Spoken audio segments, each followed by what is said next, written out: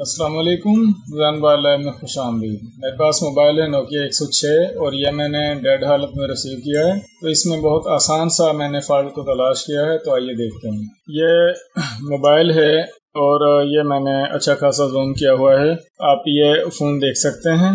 मेरे पास ज़्यादा मोबाइल जो हैं वो शॉपकीपर लेकर आते हैं रिपेयर करवाने के लिए, तो मुझे ज़्यादातर फ़ोन जो हैं वो ओपन ही मिलते हैं, खुले हुए, और ये जो कवर वगैरह ये भी इसी तरह रिमूव किए हुए होते हैं।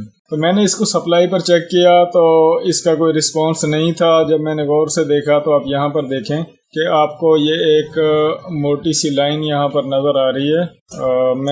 मैंने फुल जूम कर दिया है, तो आप यहाँ पर देखें कि ये जो एक मोटी सी लाइन यहाँ से इस तरह बल्क आती हुई जा रही है इस आईसी में। तो ये जो लाइन है ये इस पॉजिटिव वाले जमा वाले टर्मिनल से डायरेक्ट कनेक्शन है इस लाइन का, और ये यहाँ से होती हुई इस तरह यहाँ आईसी को सप्लाई दे रही है। तो ये लाइन जो है यहाँ से ये लाइन ब्रेक हो चुकी है, आप देख सकते हैं वाटर डैमेज होने की वजह से ये लाइन जो है यहाँ से ये कट चुकी है। तो ये जो इस लाइन का इस आईसी से राब्ता जो है वो कट चुका है। अब आईसी को सप्लाई नहीं मिलेगी तो मोबाइल कैसे काम करेगा। तो मैंने झट से इसको मीटर से चेक किया और जंपर किया, तो और मोबाइल जो है वो ऑन हो गया। आइए मैं ये फ़ोन आपको दोबारा से ये जंपर लगाकर ऑन करके चेक करवा देता हूँ कि मैंने ये फ़ोन जो है इस एक जंपर से रिपेयर किया है।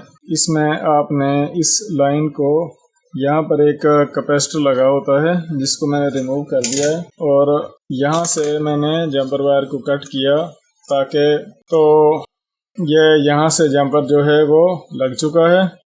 तो ये जो जंपर है ये जंपर करने के बाद अब इस फ़ोन को मैं ऑन करके चेक करूँगा।